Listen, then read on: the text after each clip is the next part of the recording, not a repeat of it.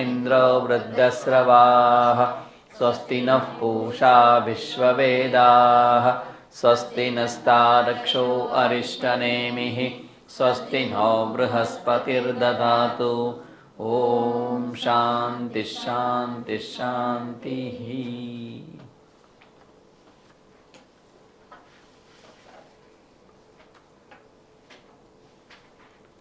તો આપણે કૈવલ્ય ઉપનિષદની શરૂઆતમાં પહેલા બે મંત્ર જોયા હતા કે એ બાકી છે?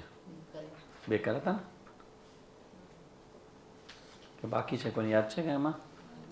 આ કૈવલ્ય ઉપનિષદ તો યાદ છે બધાને?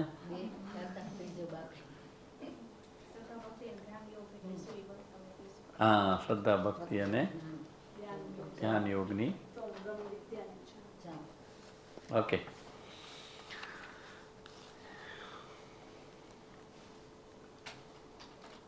કોણ છે શિષ્ય?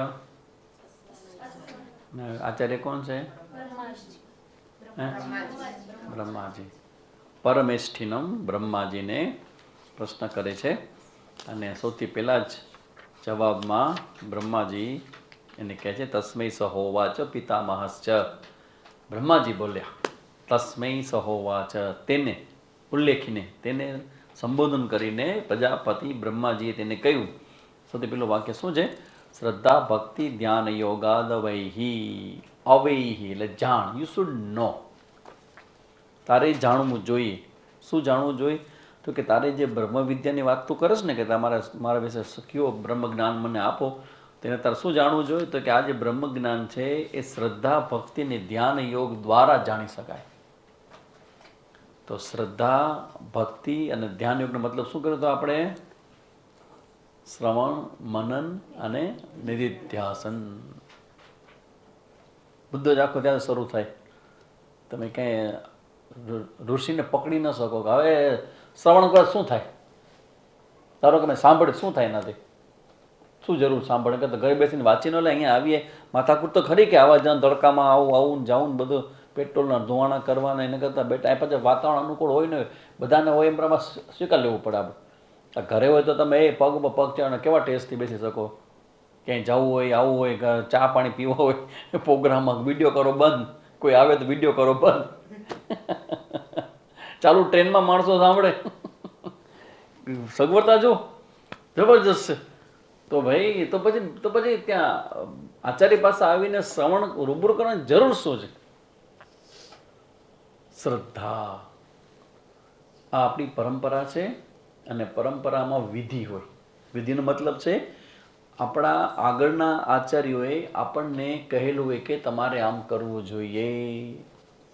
તો શ્રદ્ધાથી એને સ્વીકારી અને આપણે આચાર્ય પાસે બેસીને શ્રવણ કરવું, શ્રદ્ધાપૂર્વક શ્રવણ કરવું. શ્રવણ સૌથી પહેલું આવે શ્રવણ. શ્રવણ પછી આવે મનન. તો મનન કરવાનું છે. એ મનન કરો, શ્રવણ કરો, મનન કરો. પણ હવે તમે કહો છો એમાં વર્ષો તમે સાંભળી જઈએ પણ કંઈ ફરક તો પડતો નથી. એટલે સાંભળવાથી ફરક પડી જશે એમ? તમને એવું લાગે છે કે સાંભળવા ફરક પડી જશે? સાંભળવાથી એમ ફરક ન પડે. ખ્યાલ આવે, તમને આઈડિયા આવે, કદાચ સામાન્ય વિવેકમાં પ્રગટે કે ઓહો અચ્છા એવું હોય એમ, અચ્છા અચ્છા ઓહો અચ્છા ઉપનિષદ આટલા હોય, આવું બધું હોય, એ બધી ખબર પડે. પણ જીવન મુક્તિની વાત તમે કરો છો તો એ આપણો મેળ પડતો નથી. તો કેમ ના લે પ્રભુ? શ્રવણ કરો, હારે હારે ચિંતન કરો અને એ પછી જે શ્રવણ કરેલું ચિંતન કરેલું છે એના ઉપર ધ્યાન કરો. ધેટ ઇઝ કોલ્ડ નિધિધ્યાસન. નિધિધ્યાસન કર્યા વગર આ વસ્તુ આત્મસાત નહીં થાય. આ ઉપનિષદની અંદર શરૂઆતના મંત્રોમાં 1 થી 4 મંત્રોમાં આ ઇન્ટ્રોડક્શન છે, સાધનની સ્પષ્ટતા અને ઇન્ટ્રોડક્શન ને બધું છે. અને પછી 5 થી લઈને 11 સુધીમાં શું છે? નિધિધ્યાસનની ચર્ચા છે. What is meditation? આ બધા ધ્યાનના ઘણા બધા પ્રકારો છે. તો એ બધામાંથી ઉપનિષદ પ્રતિપાદિત ધ્યાનનો પ્રકાર છે ને અહીંયા બતાવવામાં આવ્યો છે. કેવી રીતે ધ્યાન કરવું જોઈએ અને ધ્યાન શેના માટે છે, અહીંયાથી શરૂ થશે આખો મુદ્દો. તો એ બધી ચર્ચા આપણે જોવાની છે. તો શ્રદ્ધા ભક્તિ અને ધ્યાન યોગ દ્વારા જાણ, એટલે જે પેલા 3 સાધન બતાવ્યા છે ને એની જ સ્પષ્ટતા આગળના બધા મંત્રોમાં કરશે. કે ભાઈ તમારા બધા સાધનો જે છે એ જ્ઞાન માટેના સાધનો ક્યાં ક્યાં હોવા જોઈએ? તો કે હવે સાંભળો. અચ્છા, ભક્તિનો મતલબ ગયા વખતે બહુ સરસ મજાનો કર્યો હતો આપણે, મને બહુ ગમ્યો હતો અર્થ. ભક્તિ એટલે શું? કોઈને યાદ હોય તો કંઈ લખેલું હોય? હા બરાબર છે, પ્રેમ. પણ એના માટે એક આપ્યું હતું એક્ઝામ્પલ, કરેક્ટ? ભક્તિ એટલે પ્રેમ. પ્રેમ એટલે શું? ભક્તિનો સુંદર મજાનો અર્થ સમજાવ્યો છે, ફરીથી સમજી લ્યો. ધીસ ઇઝ કોલ્ડ વન્ડરફુલ અર્થ છે. યા સાંભળતા જ આપણા મનમાં ક્લિયર થશે કે ખરેખર પ્રેમ એટલે શું. પ્રેમનો મતલબ સ્વામીજી કરે છે અનેક સ્થળોએ વિખરાઈ ગયેલા પ્રેમને સમેટીને આપણા આદર્શમાં કેન્દ્રિત કરવાની આ પ્રક્રિયાને જ ભક્તિ કહેવાય. ભક્તિ એટલે શું? વિખરાઈ ગયેલો પ્રેમ. આઈ ગમે ને ઓલું ગમે ને ઓલું ગમે ને આમાં જવું છે ને ઓલું કરવું છે ને આ કરવું છે ને આમ બધી જગ્યાએ ફેલાયેલો પ્રેમ હોય એ બધાને ભેગો કરી અને પોઈન્ટ આઉટ એકમાં મનની ચિત્તવૃત્તિને લગાવો એને કહેવાય ભક્તિ. એકમાં. મેરે તો સમજાય છે આખી મીરાબાઈની વ્યાખ્યા? પછી શબ્દ હવે સમજાય છે શું છે? ખ્યાલ આવ્યો? બધી જગ્યાએ ફેલાયેલી વાતને ભેગી કરીને એકમાં રોપી દેવી. જે વ્યક્તિ આ કરી ગયો ને એ મેચ જીતી ગયો. આપણે તકલીફ જ એ છે કે આપણે ઘણું બધું કરવા માંગીએ છીએ અને ઘણા બધાની હારે આઈ કરવા માંગીએ છીએ. ઇટ્સ ઓકે, તો તમારી શરૂઆત કહેવાય આને. પણ જ્યારે તમે આ બધું કરતાં કરતાં બાકીનું બધું છોડી દો અને એકમાં લાગી જાઓ તો આ જન્મમાં જ થઈ જશે. તો એ બધામાં કેપેસિટી નથી હોતી. અમે લોકો જ્યારે કોર્સ કરવા ગયા ત્યારે અમને એ વસ્તુ ઇનડાયરેક્ટ સેન્સમાં શીખવાડી દીધી કે એકમાં ફોકસ કેમ કરે. સવાર બપોર સાંજ, no other commitment. That is called સંન્યાસ. નો અધર કમિટમેન્ટ, એક જ વાત. તો એ વસ્તુના સંદર્ભમાં ભક્તિ સામે સુંદર મજાને સમજાવે અહીંયા. અને કઠોપનિષદનું એક વાક્ય છે, યમૈ વૈશ વૃણતે તેન લભ્ય તસ્ય સ આત્મા વિવૃણતે તનુમ સ્વામ. યમૈ વૈશ, જે જીવાત્મા, જે સાધક એનું જેવું વર્ણન કરે છે એના ઉપર એ આત્મા એવી જ કૃપા કરે છે. યો યથા મામ પ્રપદ્યંતે તાંસ્તસેવ ભજામ્યહમ. હમણાં જ આપણે ક્યાંક જોયું આ 13મા ક્યાં 12મા ભી તો 12મા દેમાં જોયું, ક્યાં જોયું? ચલો હાલો ગોતો. યથા મામ પ્રપદ્યંતે ગોતો. છાયા બેન હાલો, આગળ નહીં જવાય. યથા મામ પ્રપદ્યંતે ભજામ્યહમ. ક્યાં અધ્યાયમાં? 12માં નથી, 13માં નથી, 12માં નથી, તો આગળ જો 7માં. તાર ચોથામાં, મારા 7માં જ જો. હાલો ગોતો. યો યથા મામ પ્રપદ્યંતે તાંસ્તદેવ ભજામ્યહમ. તેને પાસે શાંકર ભાષાના પુસ્તક પાસે હોય ને એમાં પાછલા પાનામાં એ હતા, નથી લેવા. વારે વાહ, તો ગોતો. ચોથાનો 11માં. વારે વાહ, પેલો નંબર ભાઈ. ચોથા અધ્યાયનો 11મો શ્લોક. આખો શ્લોક શું છે? પ્રપદ્યંતે તાંસ્તસૈવ ભજામ્યહમ માનુવર્તન્તે મનુષ્યા. હા, ચોથો અધ્યાય ચર્ચા સાંજના કરી સોમવારે. ઈ કાલવાળો. આટલા બધા દિવસ થઈ ગયા ને ભૂલાઈ ગયું બધું. એમ ના હાલે. 11મો શ્લોક ખપે પાછો, ચોથો અધ્યાય ના હાલે. ના હાલે. 50%માં પાસ નથી, 100% જ જોઈ રિઝલ્ટ. યો યથા મામ પ્રપદ્યંતે તાંસ્તસૈવ ભજામ્યહમ. તમને મેં શું શીખડાવ્યું? ખબર પડી? એટલા માટે કે તમે જ્યારે આચાર્ય બનો ને તમને ખબર પડશે કેમ શીખડાવાય કોકને. ચલો, મેં ત્યાં તમે બધા શું શીખડાવ્યું? ભણાવે એ તો નહીં. વરણ કરું? ના. વચ્ચેથી ગમે ત્યારે ગમે આવે. ઓકે, એક સારું છે કે તમે આચાર્યને જજ કરી ગયા ને તો કાં તમે અતિ બ્રિલિયન્ટ છો ને અથવા આચાર્ય થોડોક વધારે મહેનત કરવાની જરૂર છે. જો છોકરાઓને ખબર પડે કે હવે શું બોલવાનો છે તો અમે તો ગયા. એ અમારા પૂજ્ય સ્વામીજીને અમે આટલા વર્ષે કદી જીતી ન શક્યા. અમે કદી નહીં. અનન્યાસ ચિંતયંતો મામ યજના પરિપાતેસામ નિત્યાભિયુક્તાનામ યોગક્ષેમમ વહામ્યહમ. હા, કહી શકાય ને, એ કહી શકાય. અનન્યાસ ચિંતયંતા ન અન્ય, એકમાં જ જેનું ચિંતન છે તે, એ એક જ જ અર્થ આવે. તો તમને સામે જે શું શીખડાયું, ભગવદ્ ગીતા કેમ ખોલાય ને કેમ જોવાય, આ માનસિકતા તમારી બધાની અંદર હોવી જ જોઈએ. જ્યાં કોઈ ભગવદ્ ગીતાનો શ્લોકનો કોટેશન સંભળાય, તરત મનમાં જાય કે કઈ જગ્યાએ છે આ, તરત ખોલો જુઓ કઈ જગ્યાએ, ટેવ પાડી દેવાની. કોટેશન આવે એટલે આપણે તો ડિટેલ કોટેશન તો જે દેનાર છે ને ફટકતા આટલું વાક્ય બોલી આગ નીકળી જાય. પણ તમારી અંદર એક ટેન્ડન્સી ક્રિએટ થવી જોઈએ કે ભગવદ્ ગીતા ખોલીને જોવાની. કોઈ પણ શ્લોક સાંભળો, કોઈ પણ વસ્તુ ક્યાંક સાંભળવાનું મન થાય, કંઈક વિચાર યાદ આવે કે ભગવદ્ ગીતામાં કીધું તો ગોતો ક્યાં છે, તો ધીમે ધીમે ધીમે ભગવદ્ ગીતા સાથે તમારો જે પ્રેમનો સંબંધ છે ને એ વધારે દ્રઢ બનશે. દ્રઢ બનશે ને તો પછી ભગવાનને ક્યારેક એનો પ્રભાવ બતાવશે. ભક્તિ તો સાચી જ હોય, ભક્તિની કોઈ ઓલું સાચું ખોટું ન હોય, પણ તમારે એટલે ભક્તિ ધીમે ધીમે ધીમે તમારી એવી ભક્તિ થવા લાગશે. પેલા તો સામાન્ય ભક્તિ હોય, કારણ કે 4 પ્રકારના ભક્તો ભગવાન ઓલરેડી સ્વીકાર્યા જ છે. બધી ભક્ત જ છે ભગવાન. ક્યાં ક્યાં 4 છે? ખોલજો નહીં અત્યારે, હું નથી ભણાવવાનો. હું પછી ભણાવું છું તો ગીતા ભણાવતો નથી, પણ જસ્ટ ખ્યાલ આવે છે તો બરાબર. તો જે ભક્તિ જેવી કરતા હોય, અર્થ, અર્થાર્થી, જિજ્ઞાસુ અને જ્ઞાની, તો એમાં બધી ભક્તિઓ ભગવાનને સ્વીકારી જ છે. તો ભક્તિની ચર્ચા કર્યા પછી એક સુંદર મજાના શ્લોકની કોટેશન અહીંયા આચાર્ય આપ્યો છે વિદિતાત્માનંદજીએ. હા, એમને આપણા અમદાવાદના સ્વામીજીને હમણાં મધ્યપ્રદેશ સરકાર દ્વારા બહુ મોટું એને એવોર્ડ પ્રાપ્ત થવાનો છે.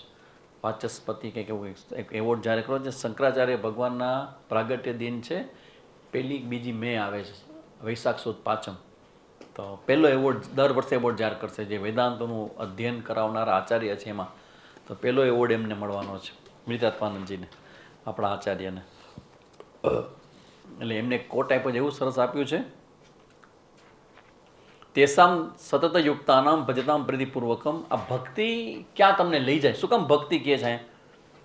ભક્તિનો મતલબ એવો છે કે તમને ક્યાં લઈ જાય? દદામી બુદ્ધિ યોગમ તમ યેન મામ ઉપયાંતિ. તે જે મારી પાસે આવે ને મારે શરણે થાય એને હું શું આપું છું? બુદ્ધિયોગ. બુદ્ધિયોગ એટલે જ્ઞાન. Very good. બુદ્ધિયોગ એટલે જ્ઞાન. અચ્છા, જ્ઞાન કેવી રીતે થાય? ઘર બેસીને સગરુમેવા વિગચ્છેત શ્રોત્રિયમ બ્રહ્મનિષ્ઠમ. ગુરુ પાસે જવાનું મન થાય, ગુરુ પાસે બેસવાનું મન થાય, તો આ બુદ્ધિયોગ થયો. તો બુદ્ધિયોગ આપે કોણ? ગુરુજી કે ભગવાન? ધ્યાન રાખજો, ભગવાનની કૃપા અને કરુણા થાય તો એ જ્ઞાન પ્રત્યેની પ્રેરણાનું ઝરણું ફૂટે. અને પ્રેરણા થાય તો સમજો કે ભગવાનની કોઈ પ્રકારની કૃપા કોઈને કારણવશાત થઈ છે. એટલે પછી જ્યારે તમે શ્રવણ કરવાનું શરૂ કરો આચાર્ય પાસે બેસીને, એટલે બુદ્ધિમાં પ્રકાશ થાય, અને પ્રકાશને કારણે બધું પ્રજ્વલિત થાય, પ્રકાશ થઈ જાય. એ બધી ચર્ચાઓ છે. 3જા મંત્રમાં બ્રહ્મ વિદ્યા માટે જેમ શ્રદ્ધા, ભક્તિ અને ધ્યાન જરૂરી છે, તેમ ત્યાગ અને સંન્યાસ પણ જરૂરી છે. આ શું છે બધા ખબર છે? નિમિત્ત છે. આ તમને ખબર નથી, આ પાર્સલ સંન્યાસ છે. તમને પોતાને અનુભવ થાય કે સંન્યાસ મતલબ શું? વેકેશન પડ્યું તો ટીચરોને ફ્રી સમય નથી. આપણા માટે રવિવાર કદી ફ્રી હોય જ ન શકે. ફ્રી સમયને ભૂલી જાઓ, આજીવન ભૂલી જાઓ, ફ્રી સમય હોય જ નહીં ક્યારે. તમારી જે પ્રવૃત્તિ છે એના માટેનો સમય તમને મળે છે, બસ કરવા જેવું કરવાનો ટાઈમ. તો ફ્રી એટલે વેકેશન એટલે કોણ? છોકરાઓનું વેકેશન ખાલી હોય? છોકરાનું હોય તો માતા પિતાનું ન હોય? છોકરાનું તો માતા પિતાનું હોય. માતા પિતાને એમાં જો ટીચરની નાતમાં ભળી ગયા, ટીચર બની ગયા, તો રિયલમાં વેકેશન. તો પછી રિયલમાં વેકેશનનો ઉપયોગ જ શિબિર માટે કરવાનો હોય. કરવો જોઈએ કે નહીં? તો પ્રપોઝલ મૂકવાનું હોય કે સ્વામીજી કહેવાનું હોય? સ્વામીજી કહે એટલે મૂકે. વારે વાહ, તમારે જિજ્ઞાસાને વધામણા લઉં ભાઈ. સ્વામીજી કહે ને પછી તમે જાગો, હે સ્વામીજી તો શિબિર કરાવશો, હે તો થોડા મોડા કરજો, વહેલા ન કરજો, સુવા તો દેજો અમને થોડું. એમાં પાછા તમે યોગાસન લઈ આવશો ને કંઈક પ્રાણાયામ ધ્યાન ને બધું એવું બધું ન કરો. સામે 10 વાગે રાખો હોય ત્યાં સુધી બધું મારું પૂરું થઈ જાય. 10થી બપોરના સાંજના 6 વાગ્યા સુધી એવું કરજો. કહી જાય મને કાનમાં આવીને, ધ્યાન રાખજો સ્વામીજી, આવી કમ્ફર્ટ ઝોન ઊભો કરજો. અમારો ઓફિસ ટાઈમ છે અમારો. શિબિર કરશે એને અહીંથી દેવામાં આવશે. તો ન કર્મણા ન પ્રજયા ધને ન ત્યાગે ને કે અમૃતત્વ માનશું. આ મનમાં ઘુસાડી દેવું કે જેટલો જેવા પ્રકારનો ત્યાગ કરશો એટલું અમૃત અને ઈશ્વરની નજીક જશો. જેટલો જેવા પ્રકારનો ત્યાગ તમે જીવનમાં પ્રેક્ટિસ કરશો એટલા ઈશ્વરની પરમ તત્વની નજીક જશો. અમે આજ નવો ત્યાગ શરૂ કર્યો છે આજથી. હું તમને કહું છું એની પાછળના કારણો છે. નવો ત્યાગ શરૂ કર્યો છે. ઘણા બધા કર્યા ચાલુ થઈ ગયા છે પ્રોસેસમાં. હવે રોજ નવા ફણગા ફૂટે છે. સ્વામીજી આવે એટલે કંઈક નવા સમાચાર લઈને આવે. તો તમે જામનગરથી શું સમાચાર લઈને સ્વામીજી આવ્યા છો? સમાચાર એવા છે કે હવેથી દર રવિવારે અલુણી રહેવાનો છું, શરૂ કરું છું. પછી જ્યાં જેવો વિઘ્ન આવે તો રવિવાર સોમવાર, પણ વન્સ ઇન એ ડે અલુણી, હે, વિધાઉટ સોલ્ટ. ડૉક્ટર સાહેબને ખુશ થશે કે સિંધારું ખવાય, એ તો રૂટીનમાં અમે ખાઈએ છીએ, પણ સોલ્ટ જ નહીં એક દિવસમાં. એટલે મેં કે તમે ડૉક્ટર છો, તમે તો ખ્યાલ હશે કે સોલ્ટની જરૂર શરીરને પડે. તો તમે 2.5 વર્ષથી મીઠું નથી ખાતા, તો એમ કેમ થાય? આખી સ્કિન બદલાઈ ગઈ ને એનું પોતાનું ઘણું બધું ચેન્જ થઈ ગયું ને. તો મને કે સ્વામીજી, મને એટલી ખબર છે કે આપણે જેટલી વસ્તુઓ શાકભાજી ને બધું ખાય છે ને એમાં ઓલરેડી એનું સોડિયમ હોય ને હોય, એમાં મીઠું હોય ન હોય, જે આપણા શરીર માટે આપણું શરીર છે ને એમાંથી મેળવી લે. તો આજે 2.5 વર્ષથી એ આવી જાય ટોટલી મીઠું નહીં, 100%. સુગર હવે તમારો અનુભવ છે, આટલા દિવસ ત્યાં સુગરને, પણ સુગર વસ્તુઓ મળી જ જાય છે આપણને. એટલે એક નિયમ રાખવાનો કે આ જે ત્યાગની વાત છે ને એ આપણે હેલ્થ સાથે જોડી દેવાની. નવો રસ્તો બતાવો, ત્યાગને હેલ્થથી જોડી દો. લોકોને લાગે હેલ્થ માટે કરે છે, તમને અંદરથી ખબર હોય કે હું ત્યાગની પ્રેક્ટિસ કરું છું. કોઈને ખબર ન પડે કે આમાં ઈગો ને અહંકાર ને એને તો પોસાતા વાર ન લાગે. કેટલા થાય નહીં આપણાથી કે આ કંઈ થતું હશે, થઈ જાય ને. જોયું છે કોઈની તાકાત આવે મારા જેવું કરી શકે, એ થઈ જ જશે અંદરથી. એટલે પ્રેક્ટિસ એવી રીતે કરો કે પ્રેક્ટિસ તમે કરો અને તમને જ ખબર હોવી જોઈએ કે તમે આ સંન્યાસની પ્રેક્ટિસ કરો છો. સંન્યાસ નથી લેવો હોય, તમારો આટલો દ્રઢ સંકલ્પ છે એ મને પાકી ખબર છે. તમારો દ્રઢ સંકલ્પ છે કે સંન્યાસ તો નહીં જ લઉં આ જન્મમાં, પણ ન લ્યો તો કાંઈ નહીં, પણ તૈયારી તો કરો, કોઈ જન્મમાં કામ આવશે. તો ઉપનિષદનું આ સ્ટેટમેન્ટ છે કે ત્યાગથી અમરત્વની પ્રાપ્તિ થાય છે. તો ત્યાગ તમે પેલા હેલ્થ માટે કરો, બાકીનો ત્યાગ બધો પછી. કમસે કમ હેલ્થ માટે સ્વીટ અને જે આપણું સોલ્ટ છે એ જેટલું તમે ઓછું કરશો એટલું તમારા શરીર માટે, સ્વાસ્થ્ય માટે ફાયદાકારક તો છે જ. એમાં તો ઘણા બધા ડૉક્ટરો અને ઘણા બધાનો મત એવો છે. ડૉક્ટર સાહેબને કંઈ એક્સ્ટ્રા કોમેન્ટ કરવી તો બરાબર છે, પણ અત્યારના પોડકાસ્ટમાં બધા જ ડૉક્ટરો, મોટા હાઈ પ્રોફાઇલ ડૉક્ટર, હું જેની વાત કરું છું, કે એમનું આ સ્ટેટમેન્ટ પૂછો લાભ કે ભાઈ હેલ્થ માટે કોઈ તમે એક વસ્તુ કહેવા માંગો, શું કહી શકો એમ કે અમારા હાર્ટને બચાવવું હોય તો કે અમારે શું કરવું જોઈએ? તો કે તો સુગર છોડ દો. 100%, 99 નહીં, સુગર છોડ દો. It's a poison. Heart specially જ્યારે આમ કહે, આયુર્વેદને કહે તો સમજાય કે ઠીક છે, આયુર્વેદ તો જીવા જ નહીં દે આપણને. એ મનમાં આપણે ઝઘડો થયેલા કરે, આયુર્વેદ જે ભાવે છે નહીં જ ખાવા દે. આઈસ્ક્રીમ ખાવા છે કોઈ દી ના નહીં પડે, આઈસ્ક્રીમ ખાવા ના જ નહીં પડે, ગરમ કરીને ખાવી. ગરમ કરીને આઈસ્ક્રીમ કેમ ખવાય? નાના પડે ખાવાની. એ કે જાંબુ ખાવું તો પાણી બોડીને ખાવી. એટલે એવું જેથી આપણે કોઈ કરી ન શકીએ. પણ એલોપેથીના ડૉક્ટરો હોય એ જ્યારે આ પોડકાસ્ટ એટલે આખું વર્લ્ડ જોતું હોય એ કે મારા આટલા વર્ષના અનુભવ પછી હું તમને કહું છું કે સ્વીટ છે એ આપણે અત્યારે વધારતા અત્યારે 30 ગણું વધારે સ્વીટ ખાઈએ છીએ. જે પહેલાંના સમયમાં લોકો 1 મહિનામાં જે સ્વીટ ખાતા એ આપણે 1 દિવસમાં ઝાપટી જાય છે. અને બીજી બાજુ એ સ્વીટને પચાવવા માટે તમારી જે કેલરી જે અંદર શરીરમાં જાય બને છે એને યુઝ કરવા માટે તમારી પાસે ફિઝિકલ વર્કઆઉટ જ નથી. બેઠાડું જીવન થઈ ગયું છે. બધી જગ્યાએ વાહનોમાં આવો છો જાઓ છો, કોઈ એક છે કે વાહન વગર આવજા કરતો? કોઈ નથી, હુંય નથી. તો શું કરવાનું? તો ઇનપુટ જે કરો છો એમાં ધીમે ધીમે નિયમન કરવાનું શરૂ કરો. તો ત્યાગ છે. અને એ ત્યાગ જે તમે સોલ્ટનો કરો કે તમે દૂધનો ત્યાગ કરો કે તમે સ્વીટનો ત્યાગ કરો કે બહારના ભોજનનો ત્યાગ કરો, એ પ્રારંભિક સ્ટેજનો ત્યાગ થયો. અને ધીમે ધીમે ધીમે ત્યાગ ક્યાં આવે? તો કે આસક્તિનો ત્યાગ, રાગનો ત્યાગ, દ્વેષનો ત્યાગ, તમારી પોતાના સિક્યોરિટી માટેના જે તમારા પ્રયત્નો છે, ધર્મ, અર્થ અને કામ, એ ત્રણેય પુરુષાર્થનો ત્યાગ એટલે ન કર્મણા. એટલે પેલો ત્યાગ ન કર્મણા. કેનો ત્યાગ? કર્મનો ત્યાગ નથી, પણ શેનો ત્યાગ છે આ? ન કર્મણા એટલે કર્મનો ત્યાગ નથી. આ સાંભળી લ્યો, ધર્મ પુરુષાર્થનો ત્યાગ. ધર્મ પુરુષાર્થનો ત્યાગ. ધર્મ પુરુષાર્થ એટલે શું? તમે ધર્મના ત્યાગની વાત શીખવાડો તમે ઉપનિષદના ક્લાસમાં? ભાઈ, ધર્મ પુરુષાર્થનો મતલબ છે પુણ્ય માટે કરવામાં આવતું કર્મ. પુણ્ય, હે પુણ્ય મળશે. ગાયોને નીર નાખવા શું મળે? ગાયોને શું મળે? ગાયને શું મળે? એને નીર મળે. અને તમને શું મળે? લાઈન લાગે. એક ગાડી આપણી કે 15,000 વાળી લખો, ફટાફટ ચાલુ થઈ જાઓ. એ 15,000 રૂપિયા ગાયને આપવા કરતાં કારણ સેન્સ એ છે કે એ આપવાને કારણે પુણ્ય મળશે. અને પુણ્યમાંથી પ્રગટ થતું કર્મ માટેનો પુરુષાર્થ. એટલે કર્મ જે કરે એ સુખ માટે, શાંતિ માટે, સલામતી માટે. એમાં સુખ માટેનું જે કર્મ છે, ધર્મ કાર્ય, એ કર્મ ન કર્મણા ન પ્રજયા, કામનો ત્યાગ.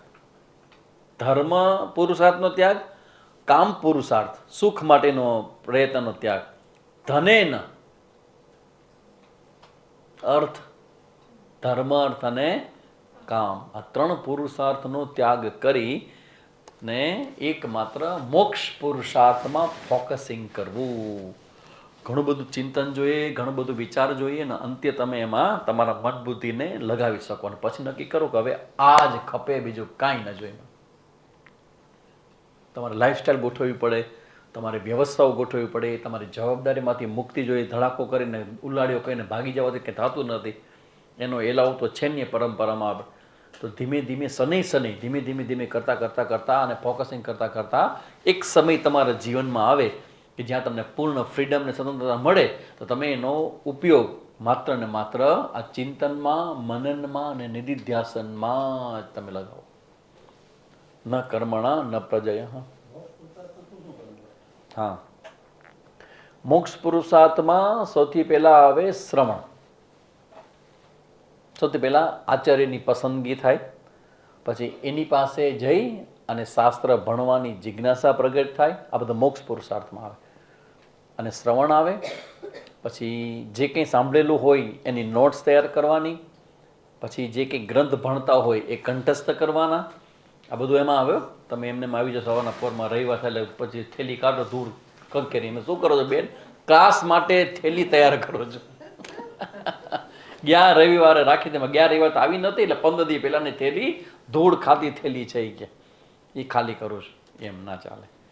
તમે અહીંયા આવતા હો ભણવા માટે તો તમારી પાસે તમારી ટેક્સ્ટ બુક હોવી જોઈએ, તમારે પોતાનું ઉપનિષદ હોવું જોઈએ, તમારી પાસે નોટ હોવી જોઈએ, તમારો પોતાનો પેન હોવી જોઈએ, એ બધું હોવું જોઈએ. અને શ્રવણ પછી તમારું આ બધી તૈયારીઓ બધી એની હારે હારે, અને એ પ્રમાણે આવે મનન, અને પછી આવે નિધિધ્યાસન. શ્રવણ, મનન, નિધિધ્યાસન મોક્ષ પુરુષાર્થમાં આવે. પણ ધારો કે હજી એવી સ્થિતિ આપણી ન હોય કે બધું છોડીને બેસી શકતા હોય, તો પછી તમારા જે બધા કર્મ છે એ કર્મ ભગવાનની પ્રસન્નતા માટે કરવો, જેને કર્મયોગ કહેવામાં આવે. વ્યવહારમાં કર્મયોગ એ પણ ત્યાગ છે. ત્યાગની શરૂઆત ક્યાંથી થાય? સૌથી પહેલા અધ્યાત્મમાં ત્યાગની શરૂઆત ક્યાંથી કરે છે? ભગવાન શીખડાવ્યું હતું. ત્યાગની શરૂઆત ભગવાન ગીતાજીમાં ભગવાન ક્યાંથી શરૂઆત કરાવે છે? ત્યાગની શરૂઆત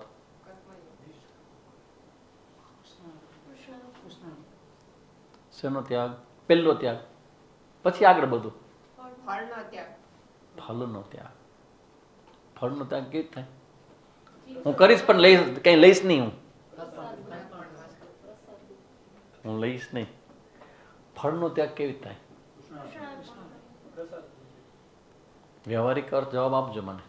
ફળનો ત્યાગ તમારે વ્યવહાર કરવો છે કંઈ, એમાં ફળનો ત્યાગ તમારે કરીને વ્યવહાર કરવો છે, તો એ કેવી રીતે થાય? તમે કહો છો કે ફળનો ત્યાગ એ પેલો ત્યાગ છે. 12 હે? હા, આ ક્લિયરિટી હોવી જોઈએ. મારા કર્મની પ્રેરણા એ મારું ફળ નહીં, મારું કર્મ. તો કર્મની ક્વોલિટી કેવી થાય? ભૂલ વગરની, બેસ્ટ, શ્રેષ્ઠ કર્મ. મારા માટે કરતો હજી કાચું પાછું હાલે, પણ હવે જે હું કર્મ કરું છું એ પરમેશ્વરની પ્રસન્નતા માટે કરું છું. ભગવાને મને સોંપેલું છે એટલે હું કરું છું. તો એ મારું કર્મ હોય, એ મારું સાવેણી વાળવાનું હોય, ઘર સાચવવાનું હોય, પૈસા કમાવાનું હોય, છોકરાનું સાચવવાનું હોય, ગમે જેટલા કર્મ કરવાના મારા દિનચર્યામાં આવે એ બધા જ કર્મ હું બેસ્ટ રીતે કરું. શીખું અને શ્રેષ્ઠ કરતો જાઉં. મને આવડે નહીં પણ હું શીખવા માટે રેડી છું. હમણાં કોઈક છોકરીએ મને પ્રશ્ન કર્યો, સ્વામીજી કે કોઈક છોકરા સાથે મીટિંગ કરી હોય લગ્ન માટેની, તો એ અડધી કલાકમાં ખબર કેમ પડે કે કેટલામાં છે ને કેવો છે, નક્કી કેમ થાય?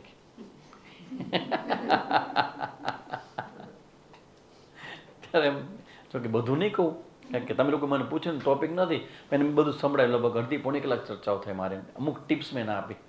એક એ મને આ પણ આપી હતી કે પૂછું કે તમને શું શોખ છે જીવનમાં? જ્યારે એમ કે ને કે મને નવું નવું શીખવાનો શોખ છે, તો સમજી લેવું કે સાત્વિક. પસંદ માટે અમુક માસ આપી દેવાના.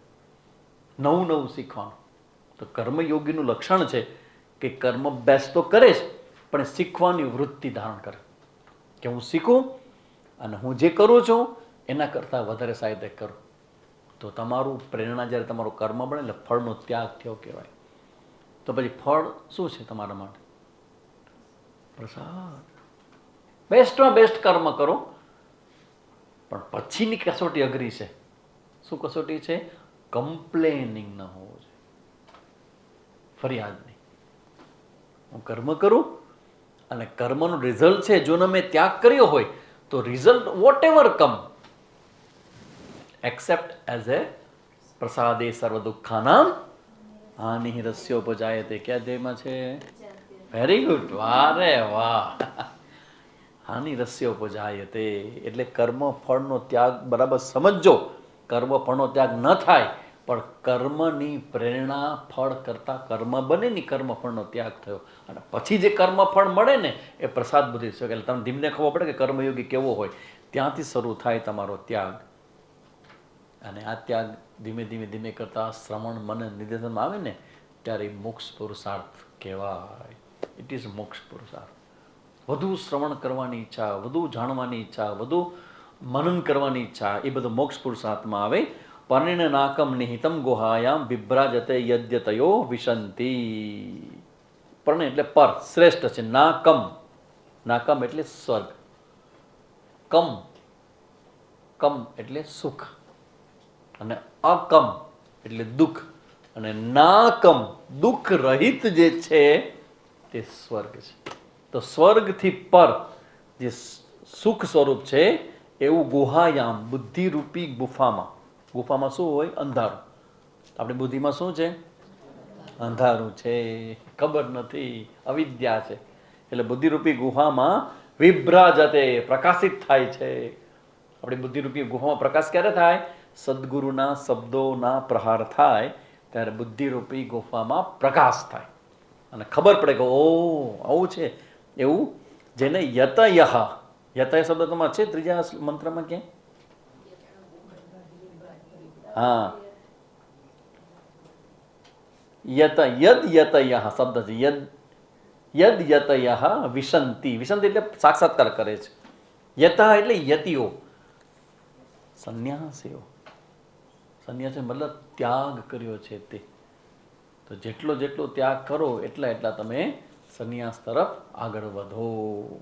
તો વાસ્તવિક જે સંન્યાસ છે એ સંન્યાસ આંતરિક છે. ભગવદ્ ગીતામાં પણ કે છઠ્ઠા અધ્યાયમાં કે ભાઈ જેને ખાલી કર્મ છોડ્યા છે એ બધા સંન્યાસીઓ છે એવું નહીં, પણ જેણે અંદરથી કર્મ ફળની આસક્તિ છોડી છે એ સંન્યાસી રિયલ સત્ય સાચો સંન્યાસ છે. એની શરૂઆત ત્યાંથી થાય. પછી ધીમે ધીમે કરતાં કોઈક પ્રારબ્ધજન્ય આપણને અનુકૂળ પરિસ્થિતિ મળે અને કેસરીયો રંગ શરીર ઉપર ચડે તો એ તો એમાં સોનામાં સુગંધ પડે એના જેવું છે. પણ માત્ર ખાલી તમે ત્યાગ કરી દો ભૌતિક રીતે જગતનો, એ સંન્યાસ નહીં. સંન્યાસનો મતલબ આંતરિક સંન્યાસ. તો એવો જે છે એવા યતિઓ છે એની બુદ્ધિમાં પ્રકાશ થાય છે. તો આ બધી વસ્તુઓ બતાવી વૈરાગ્ય ઉપર થોડો ભાર મૂકવામાં આવ્યો છે અને આપણે લોકોએ પણ આ વૈરાગ્યને પાકો કરવાનો છે. પેલો વૈરાગ્ય આપણો જીભથી શરૂ થાય, પછી આંખ ઉપર ને પછી કાન ઉપર ને પછી ધીમે ધીમે ધીમે હૃદયની બધી કામનાઓ ને એ બધું રજા લઈ જાય. ભગવાને જે મોક્ષની જે સ્થિતિ છે ને એ સ્થિતિને ભગવાને ભગવદ્ ગીતામાં કેવી રીતે બતાવી છે કે મોક્ષનો અનુભવ થાય તો એના હૃદયમાં શું થાય? જે પ્રજહાતી યદા કામાન, કેટલી કામનાઓ? 10, 12, 15, 20 સર્વાન. ખ્યાલ આવે છે? હમણાં અર્થ કર્યો ભક્તિ એટલે શું? ફેલાયેલી તમારી બધી જ મનોવૃત્તિને તમારા લક્ષ્યમાં કેન્દ્રિત કરવી એ ભક્તિ કહેવાય. તો સર્વાન કામાન મનોગતાન, મનમાં ઉઠતી બધી જ કામનાઓનો પ્રજહાતી, જહાતી એટલે ત્યાગ, પ્રજહાતી સારી રીતે ત્યાગ કરી દે. ત્યાગ કરી દે એટલે એને એની જરૂર ન પડે. જેમ કે ત્યાગ કરે કોઈ મુંડન કરાયેલો સંન્યાસી હોય, એને દાંતિયા પ્રત્યે કેવો ભાવ આવે કે શેમ્પુ પ્રત્યે કેવો ભાવ આવે? એને ઈચ્છા થાય કે ચાંદીના કે એવા કોઈ સરસ મજાના અલબેલા કલરફુલ દાંતિયાનો સો ભેગો કરી કરે? દાંત્યો શું કરે દાંતિયા માટે? છે જ નહીં. એ જે ત્યાગ છે એ સહજ અને સ્વાભાવિક થાય કે એનું નિરર્થકપણું છે ને એ એકદમ સ્પષ્ટ દેખાઈ જાય. એક સરસ મજાનો ભરતોયનું સૂત્ર છે, ભોગો ન ભુક્તા વયમેવ ભુક્તા, તૃષ્ણા ન જીર્ણા વયમેવ જીર્ણા, તપો ન તપતા વયમેવ તપતા. આ બધું હું કરું છું.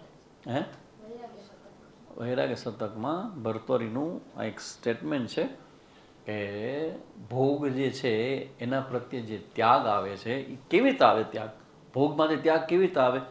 ભોગ ભોગવીને ત્યાગ ના આવે, વિચાર કરવાથી ત્યાગ આવે. નહીં તો ભોગ તો ભોગવીને જો ત્યાગ આવતો હોય તો જેટલા 60 વર્ષથી ઉપરના જે બધા જ ત્યાગવીરો હોવા જોઈએ,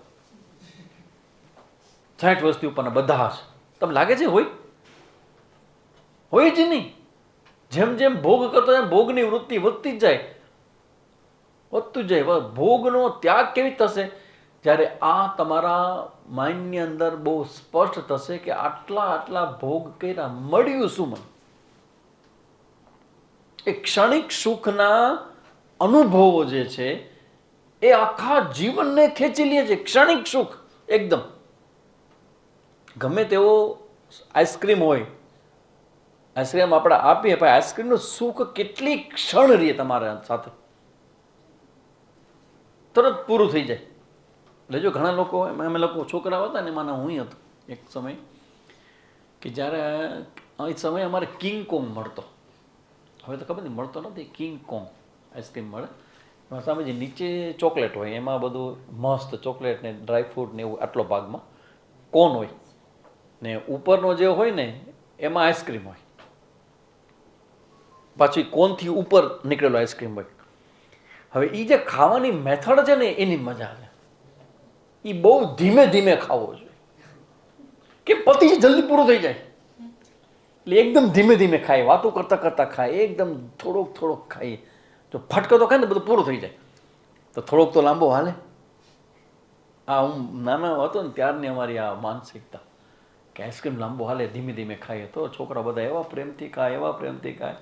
એ સુખને લંબાવવા માંગે છે પણ વિષયોમાં તાકાત નથી કે સતત કોન્સ્ટન્ટ એ સુખ આપી શકે. આ વૈરાગ્યનો મતલબ કેવો છે? અત્યારે તમને ક્રિકેટ રમવા બાબતમાં કે ગીલી ડંડા રમવા બાબતમાં કે ઓલી ગોટીથી રમવા બાબતની ઈચ્છા થાય ખરા? તમારી પાસે ગોટી હોય ફટકાતા કોકને ઠેરી આપી, ઠેરી કે સૌરાષ્ટ્રમાં અહીં ગોટી કે ઠેરી જ કે, તો ઠેરી તમે કોકને આપો તમે આપી શકો કે નહીં? અરે એમાં શું, કાંઈ નહીં કે. પણ જ્યારે તમે નાના હતા તમારા માટે ત્યારે ઠેરી કેટલી મહત્વની હતી. તો હવે તમારા માટે એનું એક ખરાબ છે નથી તમે કહેતા, પણ તમે શું કહો છો? મારા કામ નથી, છોકરા તમે રમો તમારા કામ, લે લે તું ને તું લે તું લે. ત્યાગ થયું કે નહીં? ધીમે ધીમે સાંસારિક પદાર્થો જે છે એના પ્રત્યેનું આકર્ષણ છે ને એ ઢીલું પડવા માંડે. શરૂઆતમાં એક ધડાકે ન થાય, ધીમે ધીમે થાય, ઢીલું પડે. કોકને દઈ દેવાનું મન થાય, વધારે ખાવાનું મન ન થાય.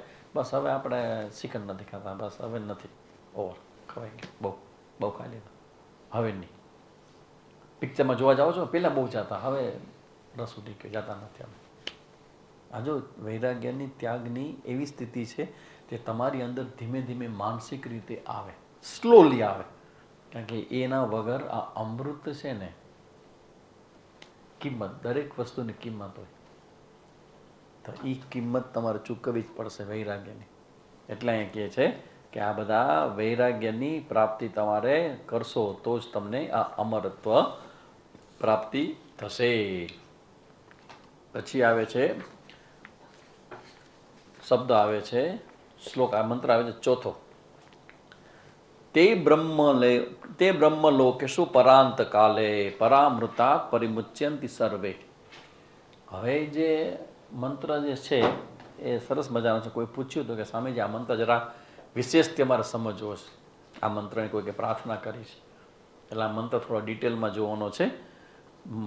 આ મંત્ર છે વેદાંત વિજ્ઞાન સુનિશ્ચિતાર્થા સંન્યાસ યોગાત યતઃ શુદ્ધ સત્વાહ તે બ્રહ્મલોકેશુ પરાંત કાલે પરામૃતાત પરિમુચ્યંતિ સર્વે.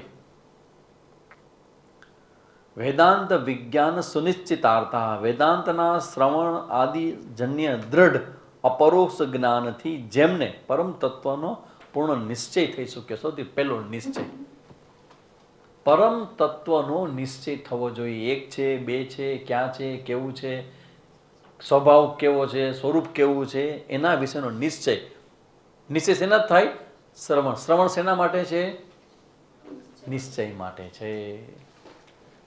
તો એ વેદાંતનો એટલે વેદાંત એટલે ઉપનિષદોનો. વેદાંતનો મતલબ છે ઉપનિષદ. ઉપનિષદના શ્રવણાદિજન્ય જ્ઞાનથી, અપરોક્ષ જ્ઞાનથી જેને પરમ તત્વનો નિશ્ચય થઈ ગયો છે. સંન્યાસ યોગાત, સંન્યાસ એટલે સંન્યાસ યોગ દ્વારા, સંન્યાસ એટલે ત્યાગ, ત્યાગના માર્ગ દ્વારા જેને સંપૂર્ણ નિશ્ચય થઈ ગયો છે. કોને થયો છે? યત્નશીલ, યતયઃ યત્નશીલ, શુદ્ધ સત્વા, વિશુદ્ધ અંતઃકરણવાળા, જેનું અંતઃકરણ શુદ્ધ થઈ છે. ખાલી માત્ર શબ્દો નથી. ડોન્ટ ટેક ઇટ લાઇટલી કે ખાલી તમે સાંભળો છો ને બોલો છો ને થઈ જાય, એવું બધું નથી. કારણ કે એમાં શબ્દ આવે છે કે શુદ્ધ અંતઃકરણ દ્વારા, શુદ્ધ સત્વાહ, સત્વ એટલે અંતઃકરણ, જેનું અંતઃકરણ છે એ એકદમ ચોખ્ખું ચણાક બન્યું છે, નીટ એન્ડ ક્લીન. તો અંતઃકરણ બગડે છે નથી? અંતઃકરણ છે ને બગડે? ચોખ્ખું કે છે કે અંતઃકરણ જેનું ચોખ્ખું થયું છે, તો બગડનારું તત્વ શું અંતઃકરણ? હા, રાગ દ્વેષ, મલ વિક્ષેપ, ત્રણ દોષ છે અંતઃકરણના. મલ, વિક્ષેપ, આવરણ. આવરણ તો શ્રવણ કરવાથી, ગુરુ પાસે બેસીને શ્રવણ કરીએ તો આપણું અવિદ્યા આવરણ જાય. પણ પેલા બે છે મલ અને વિક્ષેપ. મલ એટલે શું? રાગ અને દ્વેષ, આસક્તિ. રાગ દ્વેષ કે આસક્તિ, એને મલ કહેવાય. અને વિક્ષેપ એટલે શું? એકાગ્રતાનો અભાવ. એકાગ્રતાનો અભાવ એટલે શું? વિક્ષેપનો બીજો અર્થ સમજાવો તમને તમારી ભાષામાં. હે?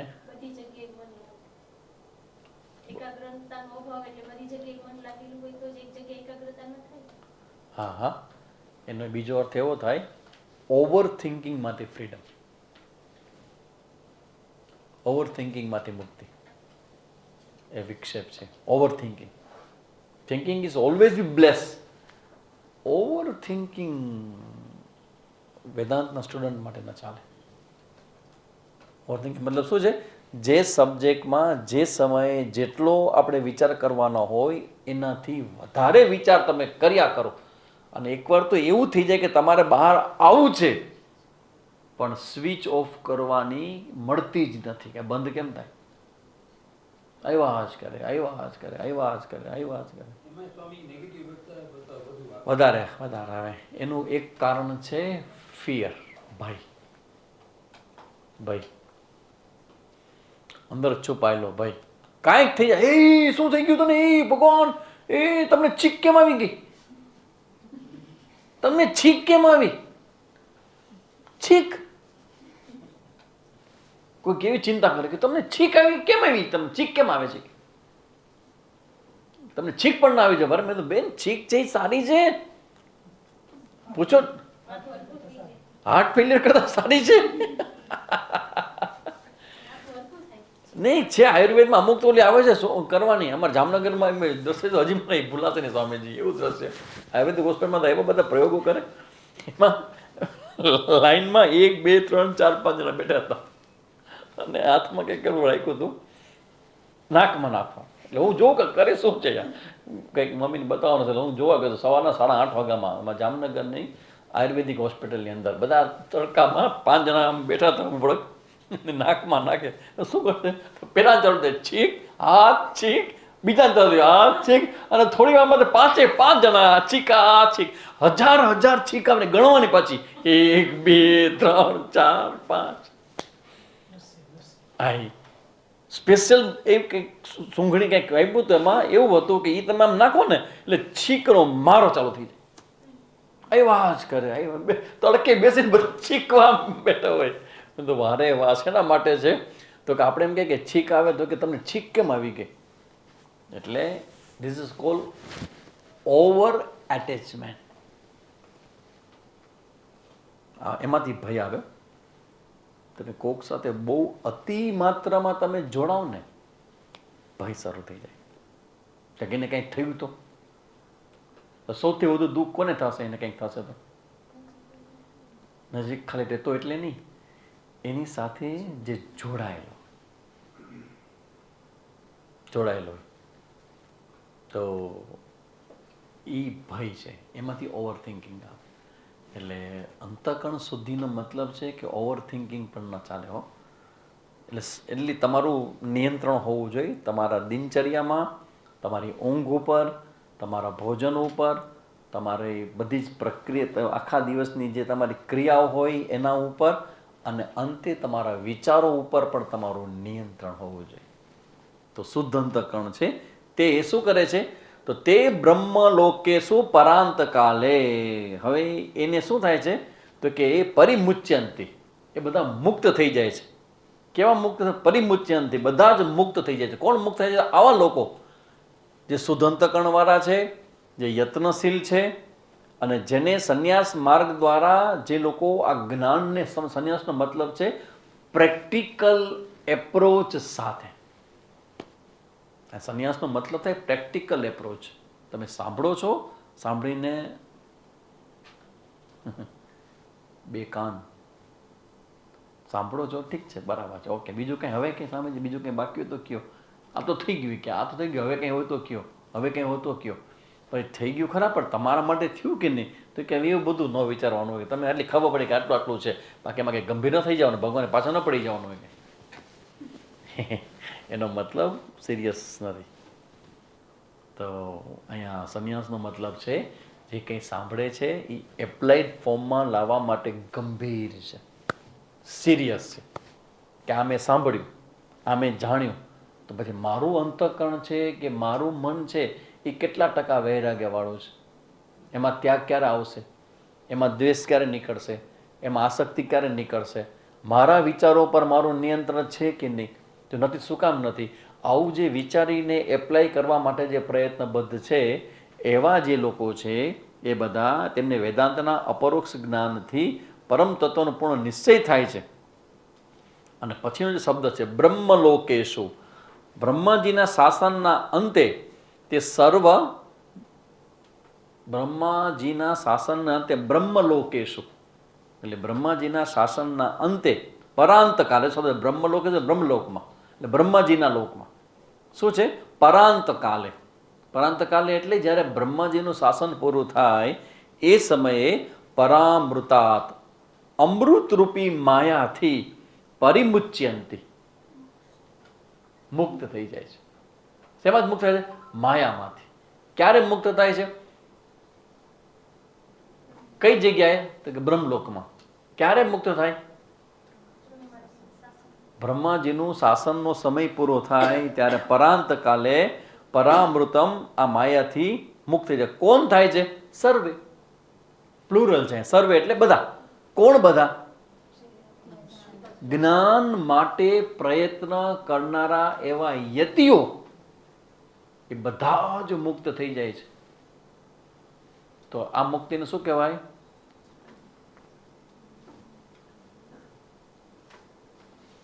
શું કહેવાય ને? કેવી મુક્તિ કહેવાય? ક્રમ મુક્તિ. એક છે જીવન મુક્તિ, અત્યારે જ free free free free free. હવે કાંઈ મને લાગુ પડતું નથી, મીટર થઈ ગયા બંધ, બિલ આવતું નથી. બહુ વધારે બિલ આવે ને તમારું ઉપર લગાવેલું હોય તો શું કામ બિલ આવે? સાફ કરેલું હોય, અઠવાડિયામાં રોજ સાફ થતો હોય તોય બિલ વધારે આવે, તો શું કામ આવે? બંધ પડ્યું છે. એનો ઘોડો પડી ગયો છે ભાઈ, જોઈ લ્યો તમારું બંધ પડ્યું હશે. તમારા ઉપર તમે લખાયું હોય અને તોય તમારા મહિનાનું બિલ 4000 આવે ને મતલબ શું? હા, મીટરમાં જો ખબર પડી જશે મીટર બંધ છે. તો એ મીટર હોય ને એમ, જે જ્ઞાની હોય ને એના મીટર બંધ થઈ જાય. એના મીટર બંધ થઈ જાય. શું કહેશે? કેમ છો સ્વામીજી? બધું ઓ ભાઈ અમારે મીટર બંધ થઈ ગયા છે. મીટર બંધ થઈ ગયા એટલે ના આના જાના બંધ હૈ, इसलिए आनंद है. આગતે સ્વાગતમ કુર્યાત ગચ્છંતમ ન નિવારયે. બધામાં ખુશ, બધામાં આનંદ, બધામાં શાંતિ થઈ ગયું. ઓ બહુ સારું સ્વામીજી, દીકરાનો લગ્ન ગોઠવાઈ ગયા. વારે વાહ, વેરી ગુડ, બહુ સારું થયું. સ્વામીજી રિપોર્ટમાં એવું છે કે મારે હવે ધ્યાન રાખવાનો પ્રોબ્લેમ બોર્ડર ઉપર આવી ગયો છે. ઓહો, બહુ સારું થયું. તો ધ્યાન રાખો ભાઈ ખાવામાં. હું તો કેટલા વખતથી કહું છું રવિવારના ક્લાસમાં, ધ્યાન રાખો, સંયમ કરો. એ બધું મેં ન પડાવે. ડૉક્ટર લખીને આપ્યું કે હવે તમારે કોલેસ્ટ્રોલ આવ્યું છે, હવે તમે તળેલું નહીં ખાઈ શકો. કારણ કે એનાથી ક્યારે મેં સાંભળ્યું નથી કે એનાથી પ્રોબ્લેમ થાય, પણ ધીમે ધીમે ડૉક્ટર જે લોકો હોય જે આ લેવલના, એનું ગાઈડન્સ લઈ અને ધીમે ધીમે તમે આ રૂટીનમાં અને ગોઠવી શકો. તો એનો મતલબ છે, હજી તમને કહું છું, આ જ્યારે મેં સ્વીટ છોડ્યું ને ક્યારે જાન્યુઆરીમાં 29 તારીખે અમે લોકો ત્યાં કુંભમાં હતા. પણ પછી આજે કેટલા મંથ જોઈ લ્યો, મૌની અમાવસ્યા. મારા મુનિજી છે કંઈક કરે બેઠા બેઠા ત્યાં મૌની અમાવસ્યા. મૌની અમાવસ્યાનું સ્નાન હતું. 3 મહિના થયા હશે, પણ 3 મહિના થયા. આજે હું તમને કહેતું, તમે લખો કાગળમાં લખી લો, હું તમને સહી કરી દઈશ, મારા અંગૂઠું આપી દઈશ, એમાં ફોટો ચોંટાડી દઈશ કે 3 મહિનામાં એક વખત પણ મને નથી લાગ્યું કે હું સ્વીટ મિસ કરું છું. એક વખત પણ નહીં. 55 વર્ષ સુધી નાના હતા, ભલે 2-3 વર્ષથી નાનપણથી તે બીજું ખોડવાતા હશે, પણ એનો અભ્યાસ એટલો સ્ટ્રોંગ હતો. હજી હું તમને કહું છું કે આપણી જે રૂટીન જે છે ને, આપણા જે સેટલમેન્ટ જે આપણે બધા કરેલા વ્યવસ્થાઓ માટેના, એ બધામાં સૌથી મોટો પ્રભાવ આપણા મનનો છે. બધું મનથી કનેક્ટેડ છે. જો મનની અંદર તમે ગંભીર થઈ જાઓ અને બહુ સ્ટ્રોંગલી નક્કી કરો કે આ કરવું છે, તો હું તમને કહું કે પછી મન છે ને એ ડાયો ડમરું થઈને તમને સપોર્ટ કરશે. એ તમને મીઠા વગરનું ઉપમાય ખવડાવશે.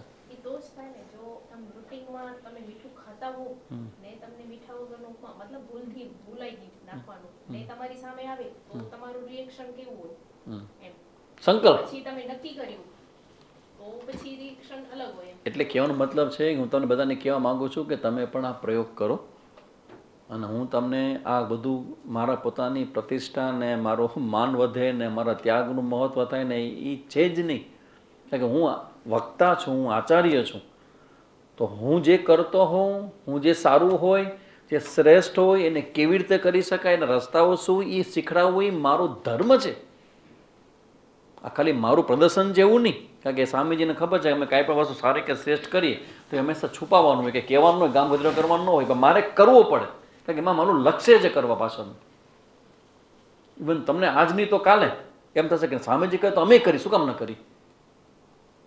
આઈસ્ક્રીમ તો કમસે કમ છોડી શકીએ કે નહીં, તો છોડી શકીએ અમે, તો સ્વામીજી નથી કરતા, અમે નહીં કહે, કારણ કે એમાં ફાયદો છે. હું જે કરું છું એમાં મારો હેલ્થ તો છે જ, પણ એની ઊંડાણની અંદર જે કોઈને કહેવાનું નથી એ મુદ્દો એ છે કે એમાં અધ્યાત્મનો ત્યાગની વૃત્તિની પ્રેક્ટિસ પણ છે. સુબોધ મુનિને મોઢા પર ક્યારે તમે વિષાદના આવરણ જોયો તો મને કહેજો. તો કેટલા વર્ષોથી કરે છે એ, તો એ ભોજન જે કરે છે ને મને લાગી ગયું છે કે એક દિવસ હું આપણે આવી જશું નહીં. આસનમાં, યોગાસનમાં એક ઓલું આસન આવે છે,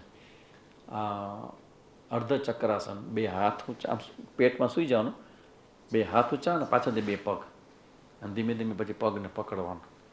તો એમાં અનુભવ કેવો છે કે સૂતા અને પછી ઓલા ભાઈ કે સૌરભભાઈ કે હવે એક પેર ઊંચા કરીએ, ફટકો તો થઈ ગયો, આગળનો એક હાથ અને એક પગ ક્રોસમાં થઈ ગયું, પછી આ હાથને પગ થઈ ગયો, પછી કે હાથ રાખી દો, હવે બે પગ ઊંચા કરો, એમને પેટમાં સૂઈને નથી થયા જ નહીં, થોડા સામાન્ય જરાક આટલા ઊંચા થયા, પાછા મેં તો આ થતું નથી, થતું નથી, આ થતું નથી. આજે એને 52 દિવસ ત્યાં હું રેગ્યુલર એનો કરું છું અભ્યાસ. અત્યારે હું સૂઈ જાઉં તો પાછળથી આટલા પગ ઊંચા થઈ જાય છે, ને પહેલાં જરાય થતા નહોતા. આવો અનુભવ એને જ કીધું, તમે ખાલી એટેન્ડ કરો તો 6 મહિનાની અંદર તમે બધા જ આસનો કરી શકશો, વિથિન 6 થી 8 મંથ, 6 થી 8 મહિના. થોડો થોડો નાનો નાનો અભ્યાસ શરૂ કરો અને એ તમારો અભ્યાસ તમને ટોપ ઉપર લઈ જશે. એટલે આપણું લક્ષ્ય છે આપણો આંતરિક ત્યાગ, ને શરૂઆત ક્યાંથી કરી? બહારથી કરી. જેના વગર આપણને હાલતું નથી એનો ત્યાગ શરૂ કરી. એટલે એ કરતા કરતા કરતા હવે જે શબ્દ આવે છે કે બ્રહ્મલોકેશુ પરાંત કાલે પરામૃતાત પરિમુચ્યંતિ સર્વે. બ્રહ્મલોકમાં તો ક્રમ મુક્તિની વાત થઈ. આ ખાલી ક્રમ મુક્તિનો મતલબ કેવો છે કે ધીમે ધીમે થાય, ક્રમથી થાય.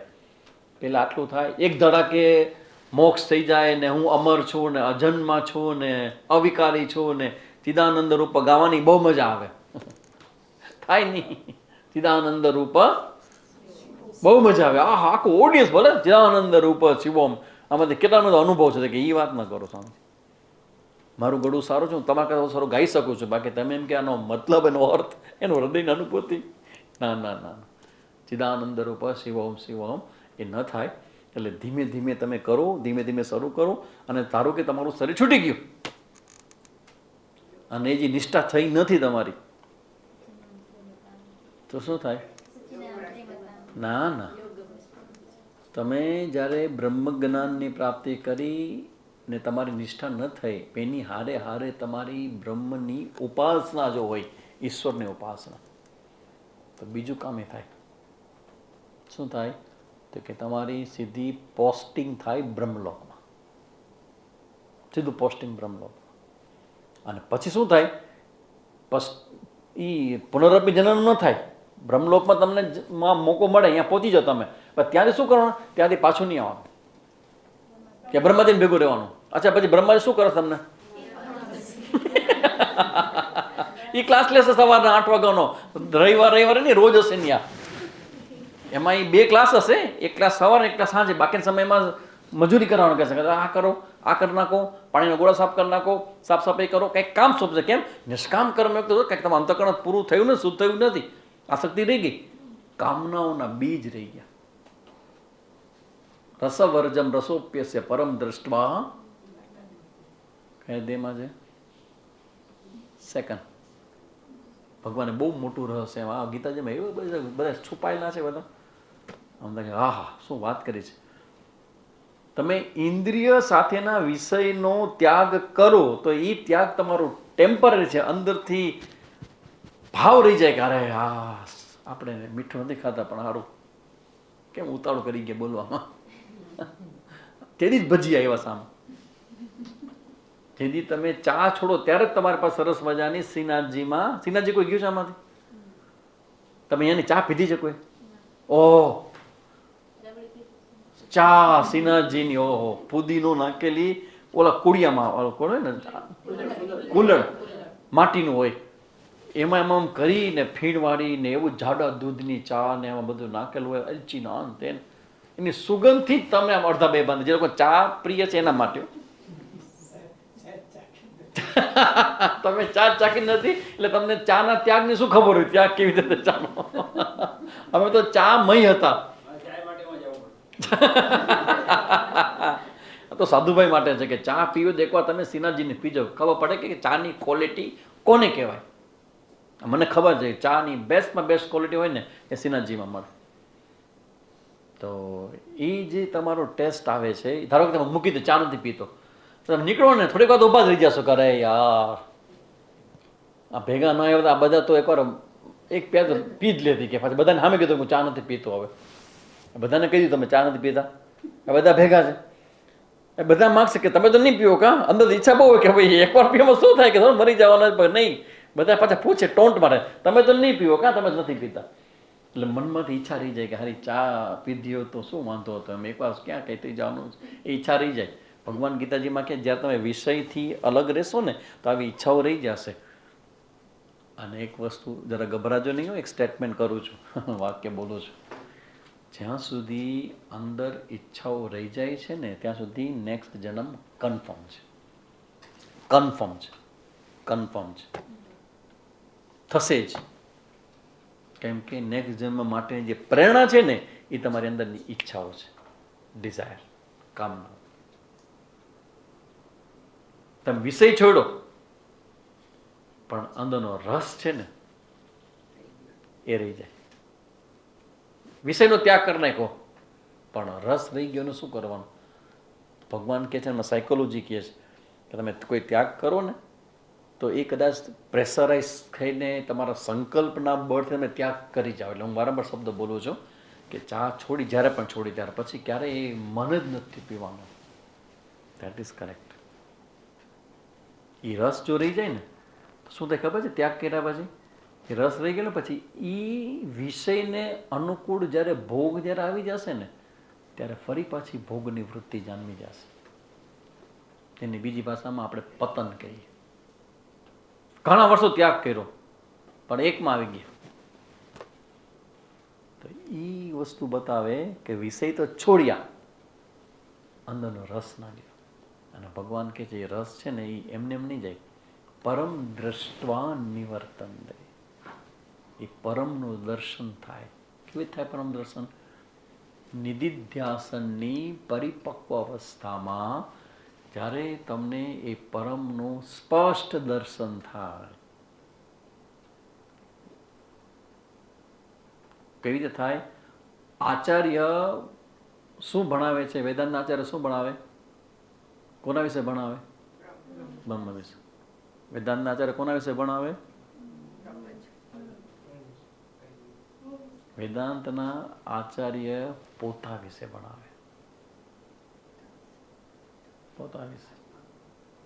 તમે એમ કહો કે બ્રહ્મ વિશે, તો એ બ્રહ્મ વિશે ના ભણાવે, એ પોતાની જાત વિશે. કારણ કે પોતે જાણે છે કે આ બ્રહ્મ છે એ જ હું છું, એટલે પોતાની વાત કરે. તો એ નિષ્ઠા કેવી? એ બ્રહ્મ થર્ડ પર્સનમાં નહીં કે જોવો બ્રહ્મ આવું છે, જોવો બ્રહ્મ આવું નહીં, એવો હું છું, એવો તું પણ છો. જે આચાર્ય જોતા હોય ને એ બીજાને બતાવી શકે કે તું એ જ છો.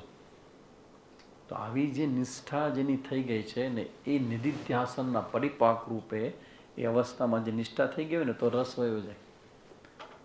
રસ વયો જાય ને તો મન જ ન થાય. સામે ગમે તેટલું આવી જાય ને, ગમે તેટલું અનુકૂળ વાતાવરણ આવે ને એનું મન જ ન થાય. તો રસ વયો ગયો. તો એવી સ્થિતિ છે એ જીવન મુક્તિ માટે છે. પણ હજી આપણે આસક્તિ ન જાય, આપણા અમુક કર્મોની માનસિકતા આપણી ન જાય. એ સ્થિતિમાં આપણે એમ કહીએ કે હું બ્રહ્મ છું, બ્રહ્મ છું એમ કહેવાનું ગમે ખરા, પણ માઇલોરામ જાણે અંદરનો કે હારો હજી આપણને આ સ્વીકારાતો નથી. અપૂર્ણતાનો ભાવ ન જાય. આઈ એમ ઇનકમ્પ્લીટ. હું બ્રહ્મ છું. કોણે કીધું? ગુરુજી કહે એટલે. એ કહે છે એટલે હું કહું, બાકી હું છું કે નહીં મને ખબર નથી, પણ એ કહે છે ને એ ખોટું ન હોય. એ થોડું ખોટું હોય. આ એટલે સાહેબ ખોટું બોલે ભણાવે કોઈ દી? સાહેબે ભણાવે શું ભણાવ્યું બોર્ડમાં? આ એટલે હું. છોકરા આ એટલે સાહેબ. પગો કરે છે ઘરે જઈને કે આ એટલે હું. પપ્પા આ એટલે હું. અચ્છા આ એટલે પપ્પા. સ્કૂલમાં સાહેબ અને ઘરે પપ્પા. આવું જ્ઞાન થાય. તો જ્ઞાનમાં નિષ્ઠા થઈને ખબર પડે કે આવું જ્ઞાન છે. તો એની હારે જ્યારે ઉપાસના ભળે ને, એમાં મંત્રની ભળે, કોઈક સ્તોત્રની ભળે, અને વારંવાર ઉપાસના થાય અને બ્રહ્મ જ્ઞાન હોય સાથે, તો શું થાય? બ્રહ્મલોકમાં તમારી ગતિ થાય. અને એ બ્રહ્મજ્ઞાન એ અહીંયા અર્થ બ્રહ્મલોકેશ. અને પછી બ્રહ્માજી જે સમય હોય ત્યાં તમારી પણ બીજો અર્થ પણ છે. એમ બ્રહ્મલોકેશ મતલબ છે તે બ્રહ્મ હું છું. એ અર્થ તમે લ્યો ને, બ્રહ્મલોકેશુ પરાંત કાલે, કે જ્યારે બ્રહ્માજીના શાસનનો અંત, માયાને જે છે ને, માયા એ માયાને શું કેવી કીધી છે? અમૃત સ્વરૂપિણી. અમૃતનો મતલબ એવો છે, અમૃત તો એકમાત્ર આત્મા જ છે. ભાઈ અમૃતનો મતલબ શું થાય? જ્યાં સુધી જ્ઞાન ન થાય ત્યાં સુધી માયા દેવી જાય નહીં. માયા મહાઠગની અમજાની. માયા મહાઠગની હમ જાને. પછી એમાં બધાને લીધા, ઇવન સાધુ મુનિઓને લીધા, કે એ લોકોને અહીંયા માયા હોય, એ લોકોની વિદ્યામાં માયા થઈ જાય, કોકને સ્ત્રીમાં માયા થઈ જાય, કોકને પુરુષમાં થઈ જાય, કોકને ઘરમાં થઈ જાય. માયા મહાઠગની સમજાણ. આ માયા જે છે એ માયાનો મતલબ છે એકમાંથી અનેકપણું જે થયું છે એનું સત્યત્વ. કેટલા આવ્યા છે ક્લાસમાં? ઘણો તો કેટલા ટોટલ કેટલા છે? 19 જણા. આમાં કેટલા છે? આમાં 14. 12. તેમાં 14 લખ્યા છે. એક તાને કાઢીએ તો 13. હા વારે વાહ. 12 અમે ને 12 તમે કેટલા હતા? કે 19 ને 12 કેટલા થાય? 31 જણા અત્યારે આ સ્વામીજીના સ્ટેટમેન્ટને સાંભળે છે. 31 જણા. શું છે આ? માયા. આ માયા 31 જણા છે કે એક છે? આત્મા 31 જણા કઈ રીતે ગણ્યા છે? એક જ તો 31 કઈ રીતે ગણ્યા? અલગ અલગ છે ને. હા ઈ માયા અલગ અલગ છે, ભિન્ન ભિન્ન છે. આ બધા શરીર શેમાંથી બન્યા? પંચમહાભૂતમાંથી. પંચમહાભૂત શેમાંથી બન્યું? માયામાંથી. માયા પોતે જ પંચમહાભૂત રૂપે ફેલાયેલી છે. એટલે કે જ્યાં દ્રશ્ય છે, જ્યાં શ્રાવ્ય છે, જ્યાં કે ખાવા પીવાનું છે, ટેસ્ટ છે, આ બધા પ્રકારથી જે આખું જગતનો અનુભવ થાય છે 5 પ્રકારનો, એ માયાવી છે. અને બ્રહ્મ જ્ઞાન ન થાય ને ત્યાં સુધી કન્ટિન્યુટી. એટલે અમૃત. એટલે જ્ઞાની પુરુષો હોય એ પણ એનો વ્યવહાર ચાકો માયાથી જ છે. ભેદ છે, બધું માયા છે. હવે જ્ઞાની હોય એના વિઝનમાં ડિફરન્સ કેટલો છે? એ એક જોવે કે અનેકને જોવે? એકને જોવે છે. એકને ભલે વ્યવહાર છે, વ્યવહારને શોભે એ રીતે કરે, એના મનમાં નિશ્ચય શું છે? એક જ છે, એક. અને બીજું કે જે જ્ઞાની પુરુષો હોય એના જગતનો કયો પદાર્થ કે કયા વ્યક્તિ કે કઈ પરિસ્થિતિ એટ્રેક્ટ કરી શકે? એટ્રેક્શન. વ્યવહારમાં આપણે જોઈએ છીએ માયા એટલે એટ્રેક્શન, આકર્ષણ, કંઈક ગમી જાય. તો જ્ઞાની છે એ આ ગમાપણાનો માયાનો જે સ્વભાવ છે એમાંથી ફ્રી હોય. અને બીજું એ અનેક ન જોવે, અનેકમાં રહેલું એક છે એને જોયા કરે. એટલે પોતે મુક્ત છે.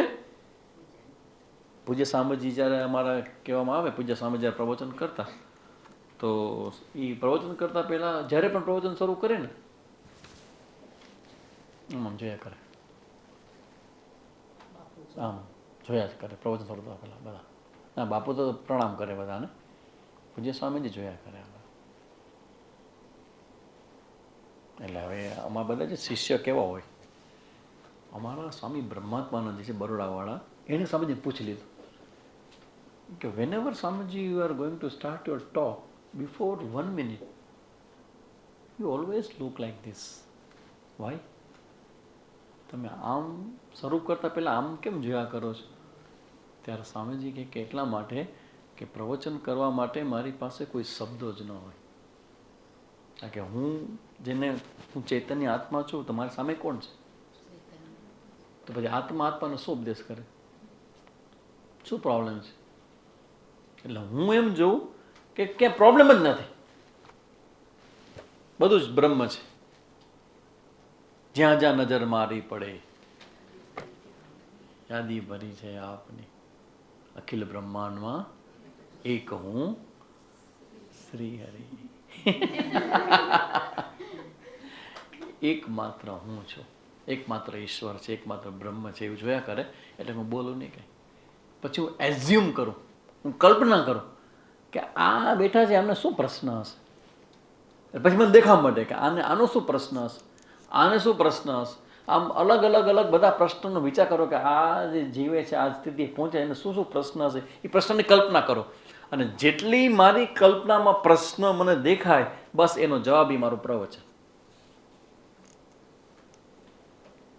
તો જ્ઞાની છે એ માયામાં જ રહે છે ભાઈ. એનો વ્યવહાર, એનું વર્તન, એનો નિષ્ઠા, એનું નિશ્ચય બધું જુદું છે. એટલે કહેવાય કે આ બ્રહ્મ લોકેશુ પરાંત કાલે. એનો મતલબ એવો થાય કે અયમ આત્મા બ્રહ્મ, હું બ્રહ્મ છું બ્રહ્મલોકેશુ, કે આ હું બ્રહ્મલોકમાં, એટલે કે બ્રહ્મ એ જ હું છું એવા વિચાર સાથે આ જ્ઞાની છે એ જોવે પોતાની જાતને, એને કહેવાય જીવન મુક્ત. જીવન મુક્તના અર્થમાં એ અર્થ છે. અને બીજો આમાં જે અર્થ બતાવ્યો છે એ ક્રમ મુક્તિ છે. કદાચ ધારો કે આવી નિષ્ઠા ન પણ આવી, તો પ્રયત્ન કરતા હતા ને, પ્રયત્નની હારે મારી ઉપાસના એક્સ્ટ્રીમ લેવલની ભળી આમ. જ્યારે તમારી આ વેદાંતના જ્ઞાન સાથે ઉપાસના બહુ એક્સ્ટ્રીમ લેવલની ભળે ને, ત્યારે બ્રહ્મલોકમાં તમારી પોસ્ટિંગ થાય. એમાં થાય તો પછી પાછા તમારે આવવું ન પડે. ત્યાં ને ત્યાં જ્યારે બ્રહ્મજન સમય પૂરો થાય એટલે તમારી એ ઉપાધિ પણ વિલીન થઈ જાય અને તમે પણ જીવન મુક્ત થઈ જાઓ, ફરી પાછો જન્મ ન થાય. એટલે એવું કહે છે કે પરામૃતાત પરિમુચ્યંતિ સર્વે, અને સર્વથી મુક્ત થઈ જાય. સર્વનો મતલબ છે જીવન મુક્ત હોય તો સર્વનો મતલબ શું કરવાનો? આદિ વ્યાધિ અને ઉપાધિ, આદિ દૈવિક, આદિ ભૌતિક, આધ્યાત્મિક જે વિઘ્નો છે એ વિઘ્નો એના માટે બધા શાંત થઈ જાય. જો હો જાય, જે થઈ જાય, યુદ્ધ થઈ જાય તો પણ ભલે. યુદ્ધ થવું જોઈએ કે નહીં? કરવું જોઈએ કે નહીં? હેરાન કંઈને કરતા નથી આપણે, કોક છેડે છોડાય નહીં, ભલે થાય યુદ્ધ. પછી કહે સ્વામીજી બહુ ધ્યાન રાખવું પડે, એની પાસે ન્યુક્લિયર હથિયાર છે. એ ભાઈ, જે લોકો આવા પરિણામનો વિચાર કરે ને, જિંદગીમાં કદી યુદ્ધ ન કરી શકે. તમે યુદ્ધ ન કરો ને તો સામેના વ્યક્તિને મેસેજ જાય કે તમે ડરી રહ્યા છો. આરએસ મોહન હા, ના હાલે, કરવું જ પડે. કારણ કે એને જે કર્યું છે ને, એને મેસેજ જવો છે કે જે કર્યું છે એ બહુ ખોટું કર્યું છે.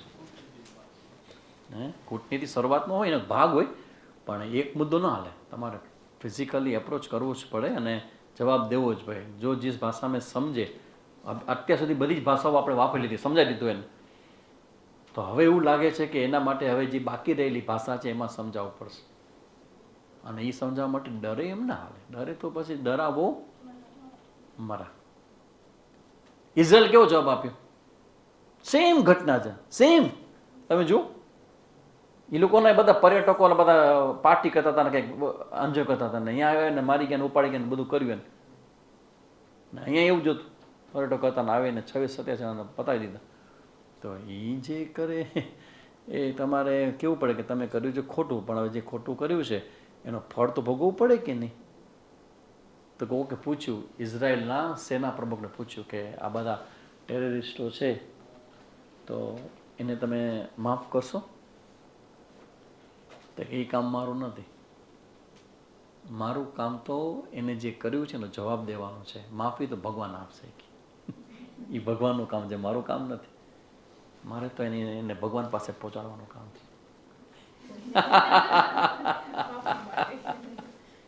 ભગવાન પાસે પહોંચાડશું. સો કર્મનો આ ખેલ છે આખો. ને જ્ઞાની પુરુષ માટે આમાં કોઈ વ્યવહારતા ન થાય. એ બધું જોવે કે પડદા ઉપર જેમ બધું પિક્ચર થાય એમાં ધમાસાળ યુદ્ધ થાય તો થાય, પડદા ઉપર છે. થશે ને બધું અંતે શાંત થઈ જશે. તે તો વર્ષોથી થાય છે. મહાભારતનું યુદ્ધ આ તો કાંઈ નથી. મહાભારતનું યુદ્ધ તમે કલ્પના કરો કેવડું હશે, કેવડું, એને કેટલા હાથી ને કેટલા ઘોડા ને એ બધી સંખ્યાઓ આપણને બુદ્ધિમાં જ ન બેસે કે આટલા હાથી ઘોડા રીને આખો દી કરે શું? 18 દિવસનું યુદ્ધ. બધા ભોજન કેમ કર્યું હશે? બધાએ બધી વ્યવસ્થાઓ કેમ કરી હશે? સુવાની વ્યવસ્થા કેમ કરી હશે? બધા પથારીની વ્યવસ્થા કેમ કરી હશે? બાથરૂમ્સ કેમ ઊભા કર્યા હશે? આપણે તો પ્લાસ્ટિકના ઊભા કરી બાથરૂમ, એનું બધું કેટલું ખોદવું પડે, કેટલું કરે ત્યારે બાથરૂમ ઊભા થાય. એ બધા કેમ કર્યું હશે વ્યવસ્થા? યુદ્ધ નહીં થયું? કેવડું મોટું યુદ્ધ થયું હશે? અને કોની હાજરીમાં? ભગવાનની હાજરીમાં. અને અર્જુન કે છે ભગવાનનું યુદ્ધ મૂકી દો. તરત થઈ જાય સમાધાન, સંધિ થઈ જાય કે ન થઈ જાય? અર્જુન એકવાર યુદ્ધ મૂકે શું થાય? પૂરું યુદ્ધ જ પૂરું થઈ જાય. તો કેટલા લોકોને જાન બચી ગયા હોત? ભૂલ ભગવાન જ કરીશ અર્જુનને સમજાવવાની. તમે ભાઈ જરા અજીત ડોભાલને મળી લેજો કે આવું કરે તો શું કરાય. કૂટનીતિ છે, જાણનાર છે. એટલે આપણે અહીં સમજવાનું છે કે તમારા જે કર્મ છે એ કર્મમાં આટલું ભયંકર કર્મ હોય ને, જ્ઞાની પુરુષને ક્યાંય ટચ થાય નહીં. એ સ્વસ્થ હોય અને મસ્ત હોય પ્રત્યેક પરિસ્થિતિમાં. તો આ રીતે બ્રહ્મલોકે શું પરાંતકાલે પરામૃતાત પરિમુચ્યન સર્વે. સર્વે સદન મતલબ છે અહીંયા. સર્વે એટલે બધા જ પ્રકારની પ્રતિકૂળતાઓમાંના ફરિયાદ અને ભયમાંથી એ પોતાની જાતને મુક્ત જોવે. તો આ જ્ઞાની પુરુષ છે. એટલે 1 થી 4 થયા. હવે એક નવો ટોપિક શરૂ થાય છે અને ટોપિક છે મેડિટેશન, ધ્યાન. ધ્યાન કેમાં કેવી રીતે બેસવું, શું કરવું, કેવી રીતે કરવું, એની બધી ચર્ચાઓ છે જે આપણે નેક્સ્ટ ક્લાસમાં ધ્યાનના ટોપિક ઉપર આપણે 5 થી લઈને 11મા મંત્રની ચર્ચા આપણે જોશું. ઓમ પૂર્ણમદઃ પૂર્ણમિદં પૂર્ણાત પૂર્ણમુદચ્યતે પૂર્ણસ્ય પૂર્ણમાદાય પૂર્ણમેવાવશિષ્યતે. ઓમ શાંતિ શાંતિ શાંતિ. હરિ ઓમ શ્રી ગુરુભ્યો નમઃ. હરિ ઓમ.